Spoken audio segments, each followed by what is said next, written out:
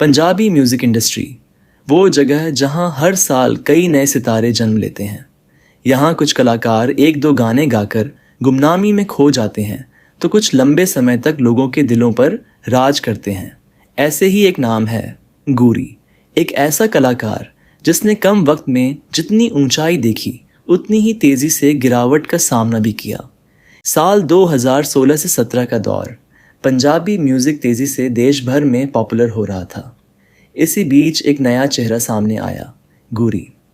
उनकी सादगी, ताजगी भरी आवाज़ और कॉलेज लाइफ से जुड़े गानों ने उन्हें युवाओं के बीच एकदम पॉपुलर बना दिया। क्लासमेट और नेरा इश्क जैसे गाने सीधे कॉलेज स्टूडेंट्स के दिलों को छू गए।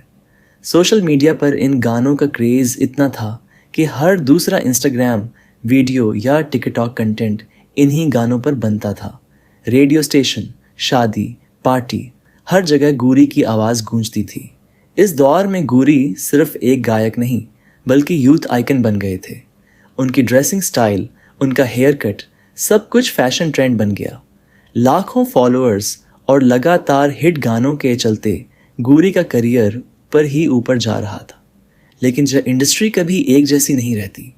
2019 के बाद पंजाबी म्यूज़िक में नया ट्रेंड आया, ट्रैप बीट्स, हिप हॉप और पार्टी एंथम्स का। जहां एक तरफ करान औजला, सिद्धू मूसवाला और एपी ढिल्लन जैसे कलाकार अपने नए अंदाज से मार्केट पर कब्जा कर रहे थे, वहीं गूरी की म्यूज़िक स्टाइल धीरे धीरे पुरानी लगने लगी। इस बदलाव को समझते हुए गूरी ने अपनी स्टाइल बदलने की कोशिश की। उन्होंने लव सॉन्ग्स छोड़कर पार्टी ट्रैक्स और हिप हॉप बीट्स पर गाने बनाने शुरू किए। लेकिन समस्या ये थी कि उनके पुराने फैंस उन्हें सिर्फ रोमांटिक मेलोडी में ही देखना चाहते थे। नतीजा ये हुआ कि नए गाने पुराने हिट्स की तरह असरदार नहीं रहे। व्यूज़ और चार्ट परफॉर्मेंस गिरने लगी। धीरे धीरे गूरी का मैजिक टच गायब होता जा रहा था। इंडस्ट्री में नए कलाकारों की भरमार थी। हर महीने कोई न कोई नया गाना, नया चेहरा वायरल हो रहा था। एपी ढिल्लन, करण औजला, सिद्धू मूसेवाला और अर्जुन ढिल्लन जैसे कलाकार लगातार हिट्स दे रहे थे। इसके मुकाबले गूरी के गाने फीके पड़ने लगे।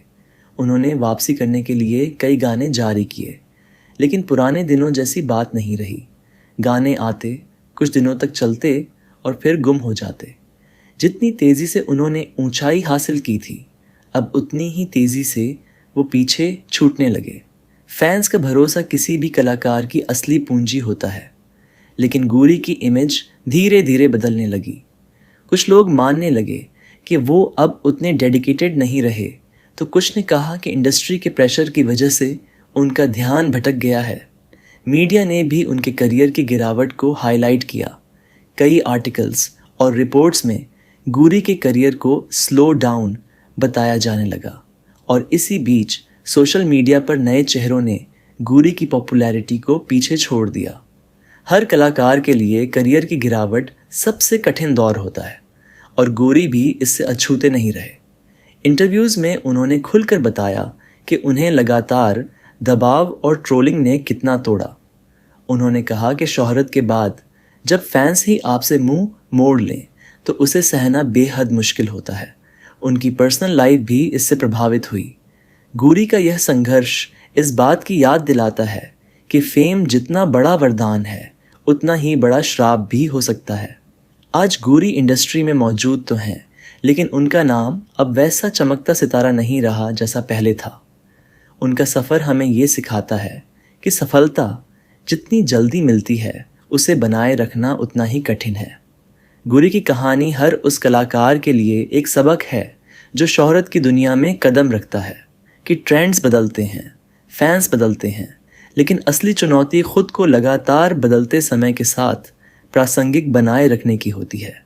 ये थी गूरी की राइज एंड डाउनफॉल की कहानी।